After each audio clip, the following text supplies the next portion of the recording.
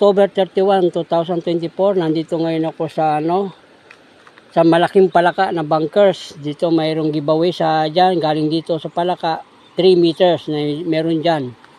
At sa likod ko sa palaka na ito, ay may mga malalaking butas, 3 malalaking butas. Ibig sabihin yan ay volume. Yan. Yan, may mga butas-butas at mayroon dito sign ng ahas. Ayan. Ayan siya, ahas talaga. So, dito siya naka-pointing. So, ang tinuturo niya, pwede rin giveaways din yan, pero nandito ang volume, andyan. 20 meters kwadrado ang laman dyan, 20 meters. Yan, sa lupa na yan. Napakaswerte ng may-ari lupa nito. Na tumbok ang malaking volume.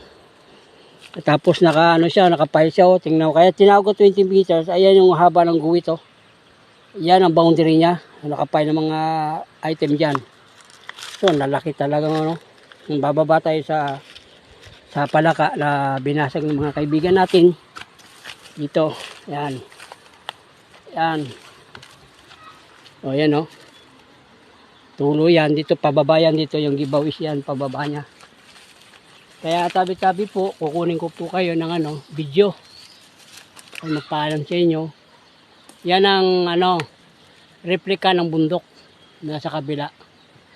Pag doon ka sa ibabaw, palaka nakadungaw sa sapa. So dito ay may giveaways sa harapan niya. Ayan mayroong box din doon ukit doon. Ayan, bunkers yan. Palaka yan, binasag lang nila dito nakatingin. Ito. 3 meters galing sa palaka. Yan. O, yan may mga guwit-guwit box yan box yan. Tapos may mga dot na sigarilyo. Giveaways. Ito. Dito yan sa harapan.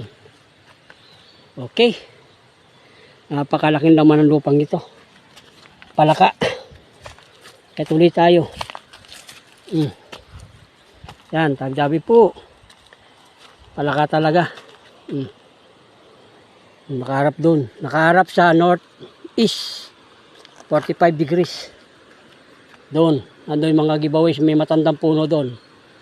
O kahit di na mga kasama namin. Okay. Salamat. Amen.